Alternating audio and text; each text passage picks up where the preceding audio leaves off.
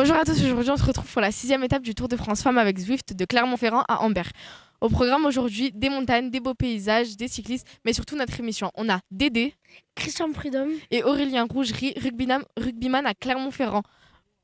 Place au générique.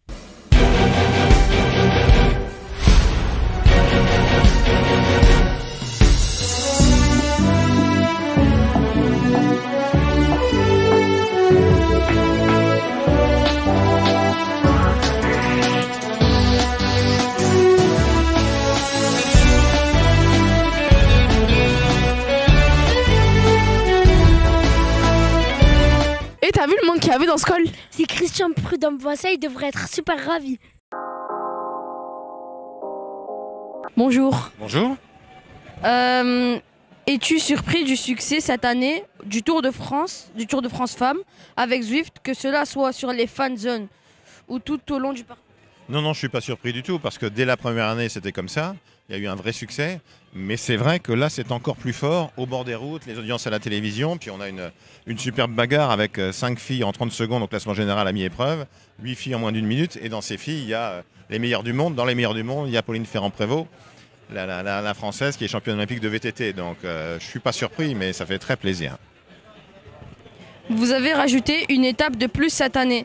Pensez-vous rallonger chaque année pour finir sur 21 étapes comme les hommes? Non, mais tu sais, cette question-là, pour moi, elle n'a pas de sens. C'est-à-dire que les championnes ne réclament pas plus d'étapes.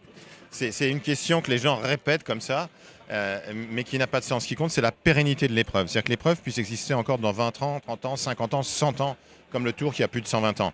Il y a eu un Tour de France féminin en 1954. Qui s'est arrêté parce que ça perdait de l'argent. Il y a eu dans les années 80, c'est très très loin pour toi, mais il faut surtout se souvenir de ce qui s'est passé avant.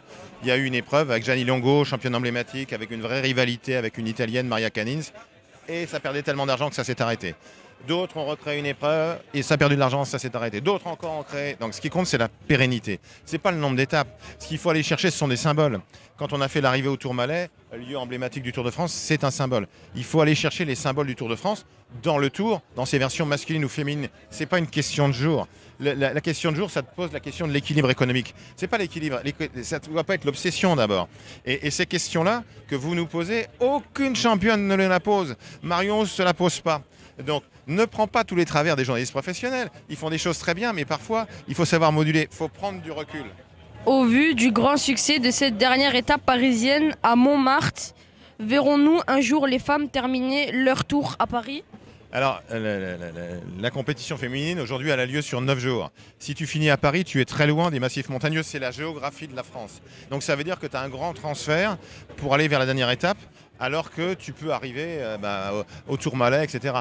Moi, je préfère Marion Rousse et moi préférons qu'on ait Jouplane, un col emblématique du Tour de France, le dernier jour, ou qu'on ait le Tourmalet l'avant-dernier jour, ou qu'on ait la planche des belles filles le dernier jour. C'est ça qui compte. Et il faut bien tenir compte aussi de la géographie de la France précisément. Il ne faut pas vouloir toujours tout dupliquer. Montmartre, ça a été extraordinaire. Je suis bien placé pour dire qu'on a un peu travaillé avec Pierre-Yves Thouot, mon adjoint, avec Vivien Trompeau, notre responsable de la sécurité, pour que ça existe. Mais ce qui compte, ce sont les lieux mythiques. Et Montmartre, ce ne sera jamais le Tourmalet. Montmartre, ce ne sera jamais l'Alpe d'Huez. Montmartre, ce ne sera jamais le Ventoux. Moi, je préfère qu'on ait l'Alpe d'Huez, le Ventoux. L'Alpe d'Huez, l'année dernière, l'arrivée, c'était extraordinaire. Je préfère, si tu me demandes Montmartre ou l'Alpe d'Huez, je vais te prendre l'Alpe d'Huez. Pour finir, quel bilan tires-tu du Tour masculin? Le Tour, ça a été énormément de ferveur, d'enthousiasme, de passion, des moments formidables, des audiences remarquables. 2 Français dans les 10 premiers, une seule victoire d'étape, mais quelle victoire d'étape au Ventoux. Il n'y a pas eu le suspense qu'on pouvait escompter, qu'on espérait, entre Pogacar qui a très largement dominé, notamment la 2e semaine et la traversée des Pyrénées, et Jonas Vingegaard. Mais ça a été une très belle édition, et on aspire d'ores et déjà à rêver de l'édition suivante, celle de 2026. Merci beaucoup. Avec plaisir. Quand on parle de rugby, il y en a, elle n'est plus là. On va directement passer à l'interview du rugbyman Aurélien Rougerie. Bonjour. Bonjour. Vous êtes une figure emblématique du sport clermontois. Qu'est-ce que cela représente pour vous de voir le Tour de France Femmes passer ici à Clermont aujourd'hui? Écoute, c'est très important pour la simple et bonne raison qu'on est tous amoureux du sport et notamment du cyclisme.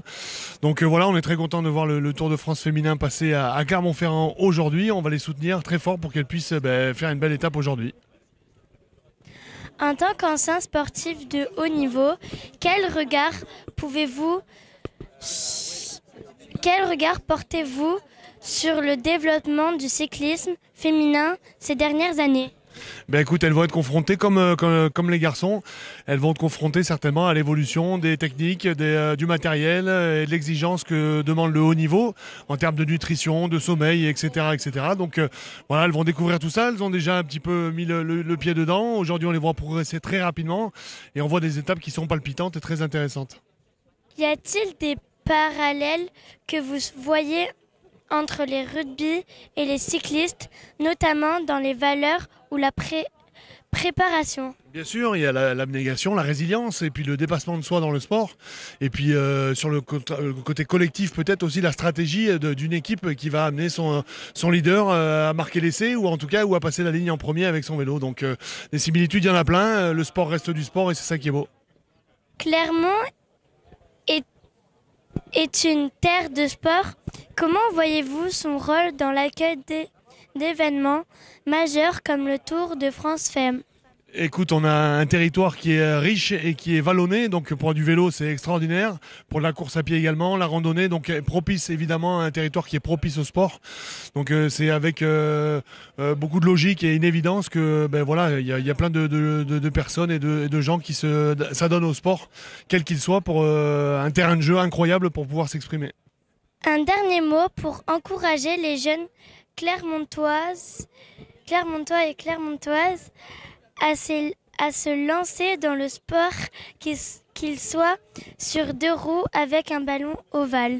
Alors écoute, le principe c'est d'essayer. Alors j'invite tous les jeunes à essayer, à ne pas avoir peur des coups ou des difficultés qu'ils peuvent avoir en face d'eux et de venir essayer et après le reste fera son chemin.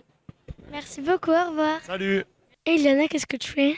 Je regarde les montagnes, je pense qu'on peut faire du ski ici. Je sais pas, mais je sais qu'à Clermont-Ferrand, il y a un tremplin de ski. On va aller demander à Dédé.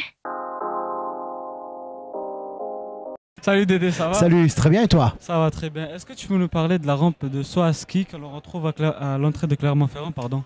Oui, bien sûr. Alors, Clermont-Ferrand, c'est quand même la ville du pneu Michelin, bien sûr.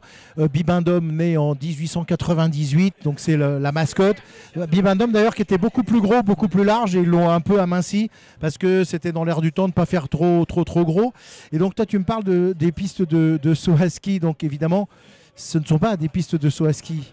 Ah bon? Pas du tout. Mais non, du saut à ski ici. Il faudra d'abord qu'il y ait beaucoup de neige. Il y en a à Clermont, mais quand même pas autant que sur les Alpes. Alors ces pistes, ce sont pas des pistes de saut à ski, ce sont des pistes d'essai pour torturer les pneus. Ça a été construit dans les années 20, dans les années 30, lorsque Michelin était en pleine construction de toutes ces usines. L'objectif, c'était d'avoir une pente qui permette de faire des tests sur des pneus en lâchant des chariots, avec des pneus dessus bien sûr, des chariots qui étaient avec des poids plus ou moins importants. L'idée étant de dire on fait glisser les pneus, on les fait rouler et on regarde l'usure, la déformation des pneus. Et ça fait partie d'un patrimoine historique comme les usines Michelin qui font partie du patrimoine de la ville de Clermont. Alors aujourd'hui, ces rampes qui sont les rampes les pistes de 4 roues, eh bien, elles n'existent plus au sens fonctionnelles puisqu'elles ont arrêté d'être mises en service dans les années 2000. En 2001, ils ont arrêté et ils ont transféré une partie de ces essais sur d'autres sites avec d'autres systèmes. Parce qu'évidemment, ça se modernise, les pneus évoluent, donc il fallait arriver à trouver quelque chose qui était un peu plus fonctionnel. Donc ils ont des pistes d'essai, sachant quand même que faut pas oublier que Michelin, c'est le pneu des voitures de tous les jours, mais c'est aussi les pneus des avions, Airbus et d'autres. Ils ont également fait des pneus pour la navette spatiale. Donc c'est quand même un manufacturier de pneus. C'est le deuxième manufacturier de pneus derrière Goodrich, je crois. Et ensuite, il y a les autres qui suivent. Mais ils ont beaucoup de marques. Kléber, entre autres, ils en ont d'autres. Hein. Et donc, il fallait qu'ils puissent avoir des pistes d'essai sur sol sec, sur sol mouillé, sur des sols ondulés, sur des sols lisses, sur des trucs un peu bizarres, sur des pistes qui tournent. Et donc ça, ils ont un site qui est à Ladoux, qui est au nord de Clermont, et qui est un site sur lequel ils ont plusieurs dizaines de pistes sur lesquelles ils vont faire soit sur sol sec, sur sol mouillé, sur sol détrempé, sur sol ondulé, gondolé, abîmé, en cailloux, en terre, en tout ce qu'on veut, pour pouvoir tester différents types de pneus. Mais ce qui est intéressant de voir, c'est que à chaque fois que tu construis quelque chose en termes de roues, de pneus, il faut le tester pour être sûr que ça fonctionne et que ça fonctionne bien. Et donc l'origine, c'était ces fameuses pistes qui ressemblent à des tremplins de ski, puisque c'est là où on faisait tomber, rouler les pneus. Et aujourd'hui, évidemment, tout ça a laissé sa place à des choses plus modernes. Mais ce qui est important, c'est certainement de garder, de conserver ces patrimoines historiques, ces usines. On a commencé à en détruire beaucoup des usines au fil du temps et on s'est rendu compte dans les années 2000 que c'était un véritable patrimoine, que ça faisait partie de l'histoire de l'industrie de la France et donc on les garde, on les conserve et c'est le cas évidemment des usines Michelin ici à Clermont-Ferrand. Bon, je te remercie pour l'info. Et puis n'oublie pas de prendre tes chaussures de ski. Oui, pour l'année prochaine du coup. Liana, on est devant chez Chris, pourquoi on prendrait pas des lunettes? Mais pourquoi faire? Pour mieux voir nos images du jour.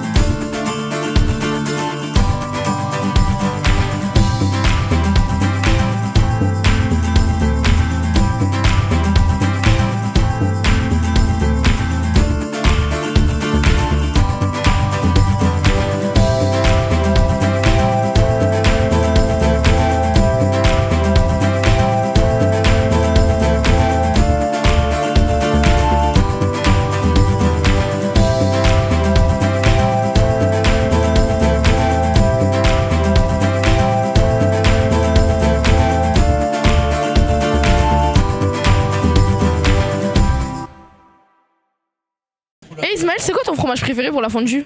La vache qui rit. Ben, moi, personnellement, c'est le Bresse bleu. Aujourd'hui, l'étape entre Lambert et Clermont nous offre des panoramas à couper le souffle, mais aussi des défis pour les coureurs et pour nous, un défi culinaire. Une fondue à la forme d'Ambert relevée avec un peu d'emmental pour plus de crémeux.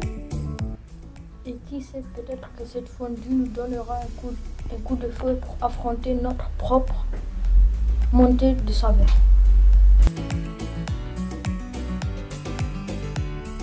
La forme d'Ambert, c'est le cœur de la fondue, mais pour qu'elle soit encore plus crémeuse, on y ajoute un peu d'emmental, un fromage au goût plus doux qui va se marier parfaitement. Donc, on mélange ces deux fromages pour la forme d'Ambert, pour le caractère élémental, pour la texture. Exactement, cela va donner un mélange crémeux et savoureux, idéal pour y tremper du pain. On mange toujours avec du vin blanc sec pour l'acidité. Oui, c'est le secret. Il va couper la richesse du fromage et apporter une touche de fraîcheur. Après, on y ajoute les fromages petit à petit. N'oublie pas, il faut bien remuer pour que le fromage ne devienne pas granuleux. Trouvez-nous sur l'émission des Tours sur le Tour. Petit résumé de cette 6e étape entre Clermont-Ferrand et Ambert du Tour de France féminin avec Zwift. Notre journée en photo sur nos différents réseaux sociaux et nos émissions à découvrir sur TV Pitchoun. Voilà, notre fondue est prête. On la sert avec des petits bouts de pain sec. Le pain, comme les coureurs, doivent être solides pour pouvoir supporter tous ces fromages. On se retrouve demain pour une nouvelle recette. À demain!